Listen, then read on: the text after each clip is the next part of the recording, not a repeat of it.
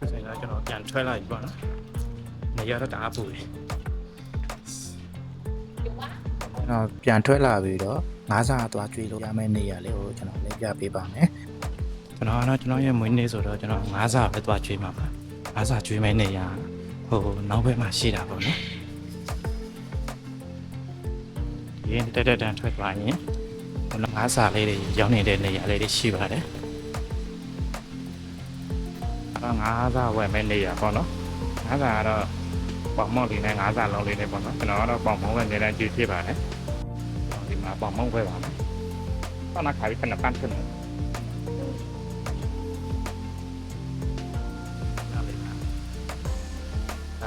့ဒါလေးရှိတာပေါ့နော်တော့ဟိုမဲလေးနဲ့အလောင်းလေးတွေကသူက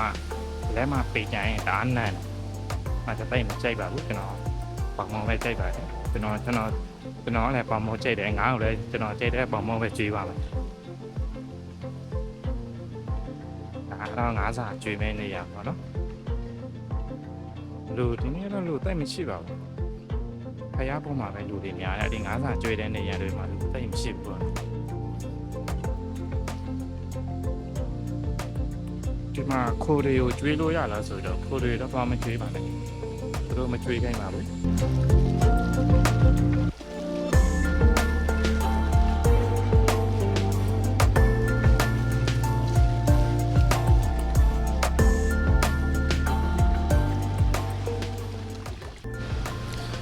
အဲ့လိုမျိုးလေလေးတွေလည်းစီးလို့ရတာပေါ့ဒါပေမဲ့နည်းနည်းတော့ဈေးများတယ်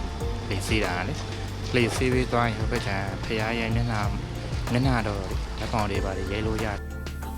အားစားလေးကြည့်ပြီးဆိုတော့ကျွန်တော်နားထိုင်နာပါတယ်โอเคခုဆိုရင်တော့ကျွန်တော်ဖရားလေးပို့ပြီးပြီအားစားလေးကြည့်ပြီးဆိုတော့ကျွန်တော်ပြန်တော့မယ်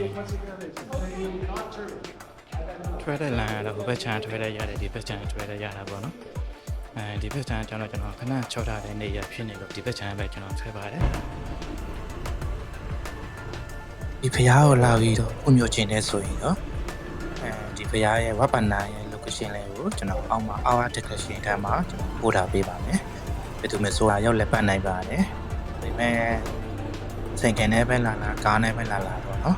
ရထားနဲ့လာလေဆိုရင်လည်းလာလို့ရပါတယ်ရထားနဲ့လာမယ်ဆိုရင်တော့ PT ရဲ့စိမ်းရောင်လိုင်းဝတ်တက်ခါမှာဆင်းရပါမယ်ဝတ်တက်ခါနေပြီးတော့အောက်မှာတိုင်းစီသမားတွေရှိတယ်เนาะအဲဒီတိုင်းစီသမားတွေပြောလိုက်ပါဝပနာပေါင်းကြီးချောင်းတွားချင်တယ်လို့အဲ့ဒါဆိုရင်သူတို့လည်းပို့ပြလိုက်ပါမယ်